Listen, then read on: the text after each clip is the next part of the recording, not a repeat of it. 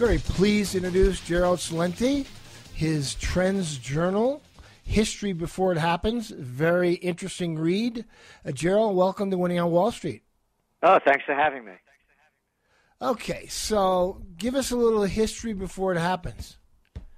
Well, where do you want to look at? Geopolitics? You look around the world. Thailand, Venezuela. Okay, what's going to happen in Ukraine? It's a civil war. We wrote about this in January. It was the cover story. There's no end in sight. And the United States, again, I'll make this really clear. I'm a political atheist. I look at things the way they are, not the way I want them to be.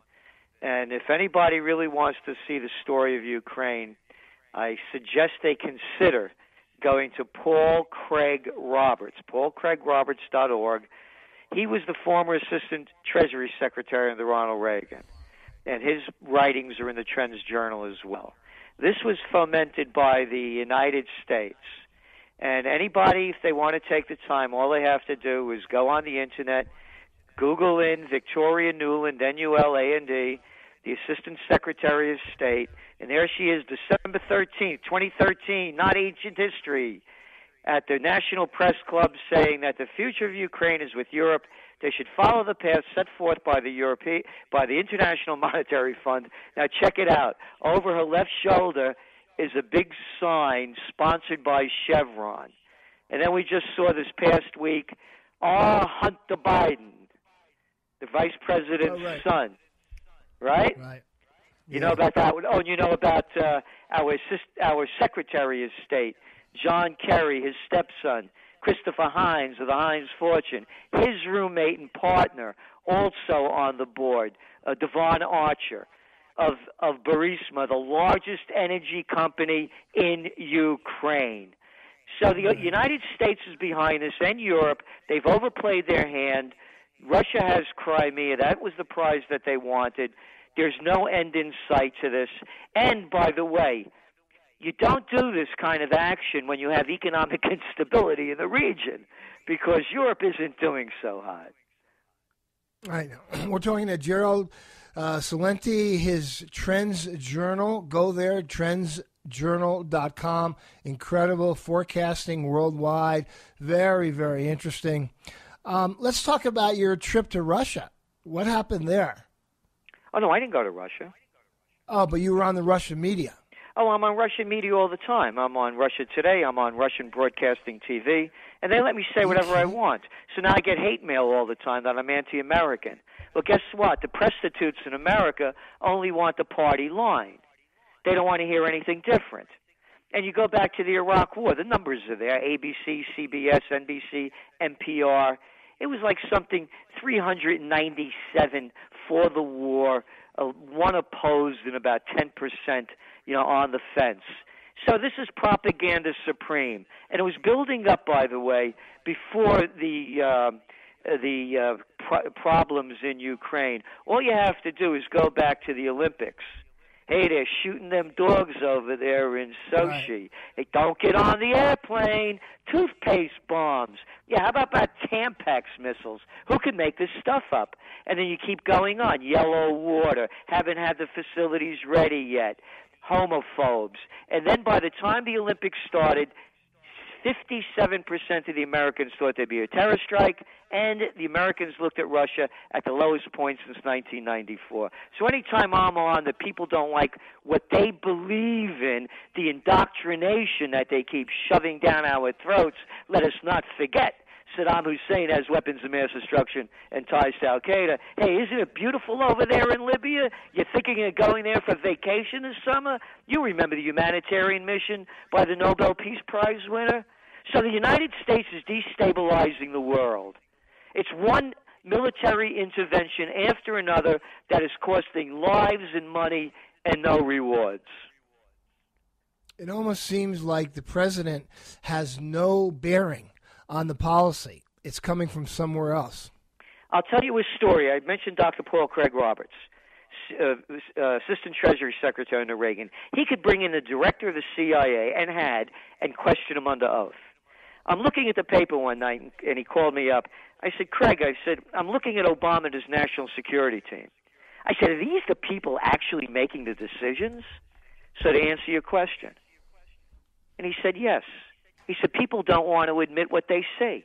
They want to think there's something else going behind the scene. Are there deals being done? Oh, sure. He said all that kind of thing. He said, but the main strategy is coming out of the White House, and we have the inepts and the incompetents. What self-respecting American could look up to Pelosi, to Boner, to McConnell, to Lindsey Graham, to insane McCain, to Obama? You go up and down the list, man. It's a freak show. I don't know how anybody, everything they do, show me one winner, one thing that they have turned, hey, man, great job. Everything they do, they turn to garbage. They destroy greatness. Wait, don't forget subsidies to farmers. Yeah, subsidies to farmers. You look at the number of farmers now. Anybody could look at the chart. 1935 to now, boom. There's a handful of farmers running the whole country, and not only running the agriculture, you have multinationals running everything. 4 words killed America if anybody missed it. Too big to fail. Henry Paulson, former CEO of the Goldman Sachs gang and the head of the U.S. Treasury. Too big to fail. You're the Wall Street show? Hey, in capitalism, there is no such thing as too big to fail. The merger of state and corporate powers, on the other hand, that's called fascism. That's interesting. Everyone's bashing capitalism, but capitalism isn't allowed to work because the too big to fail is just takes it to a different level. Exactly. And what they've done, you see, they put laws in place back for the 19th and 20th century so the robber barons wouldn't rape the country and take all the dough for themselves. The Robinson-Patman Act, Sherman Antitrust Act, Clayton Antitrust Act, and, of course, in banking, the Glass-Steagall Act. All of that's been deregulated. And so now, when I was a kid growing up, for a couple of $1,000, you could open up a butcher shop, whatever you wanted to, a shoemaker, a dress shop. Now you can't compete anymore. It's been Targeted, it's been Home Depot'd, it's been CVS'd, and just what you were saying, big agriculture, go up and down the list. And it's been taken out of the hands of the United States, which used to be the envy of the world for the land of opportunity, and given to the too big to fails. But by the way, this is important because what we're doing now with Iraq, Afghanistan, is very similar to what we did in Vietnam, just taking resources away from our population. Our middle class is declining dramatically. We don't have the jobs for them anymore. You're 100% right. And the Vietnam War was the beginning of the end on this. That's when the United States went off the gold standard in 1971, as the war kept, going on. And so I'm going to be launching something very soon. It's called OccupyPeace.us. It's based on 3 simple words: no foreign entanglements. I'm up here in colonial Kingston, New York, 2 hours north of New York City. The 1777 Senate House is here.